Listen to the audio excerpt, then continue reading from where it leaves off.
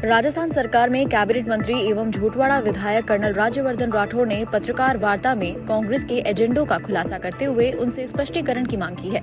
Colonel Rathore ने कहा कि हमारे सामने एक गंभीर मुद्दा आया है जो न केवल राजस्थान बल्कि पूरे देश की जनता को विचलित करता है। उन्होंने सवाल उठाया कि हम आने वाली पीढ़ी को कैसा भारत देना चाहते हैं, क्या हम एक खंडित भारत सौंपना चाहते हैं।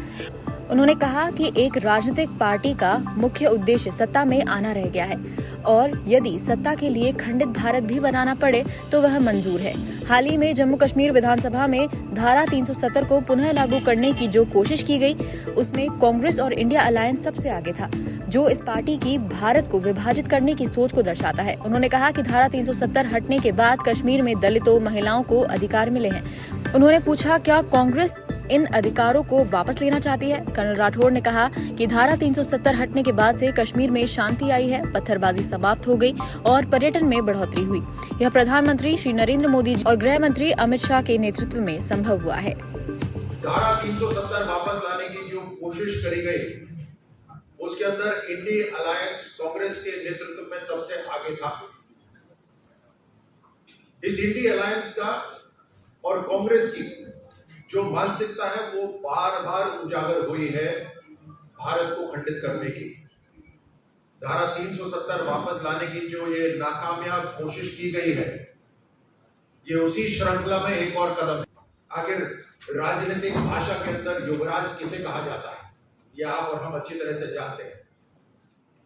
पिछले 35 साल के अंदर जब धारा 370 लगी हुई थी कश्मीर के, उसमें 3000 दिन कश्मीर बंद रहा।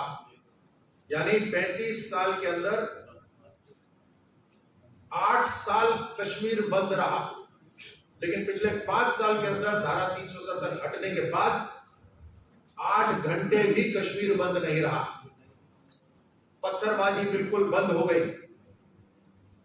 अलगाववादी हरकतें 70% कम हो गई। टूरिज्म, सैलानी वहां कई प्रतिशत बढ़ गए। कमजोर तबकों को संविधान ने संवैधानिक ताकत दी, मतदान की ताकत दी, प्रॉपर्टी का राइट दिया। ये सब वापस लेना चाहते हैं कांग्रेस के नेतृत्व में इंडिया अलायंस। धारा 370 हटने के बाद कश्मीर में शांति आई। ये सब तभी हो पाया है जब प्रधानमंत्री मोदी जी के नेतृत्व में, अमित शाह के गृह मंत्री के नेतृत्व में धारा 370 35 से दोनों समाप्त हुए और हर तरह से वहां पर उनके नागरिकों को वहां उनका अधिकार मिला।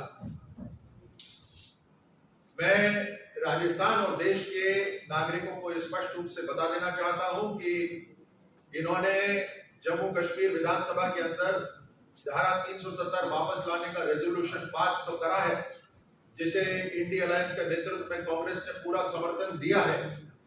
इसमें इनकी पूरी तरह से पोल जरूर खुली है, लेकिन हमारे नागरिक पूरी तरह से संतुष्ट रहे। धारा 370 का अंतिम संस्कार कर दिया गया है, ये वापस खड़ी नहीं हो सकती। लेकिन ये सवाल जरूर पूछना चाहिए, ये दोहरा चेहरा डालकर जो कांग्रेस के नेता घूमते हैं, मैंने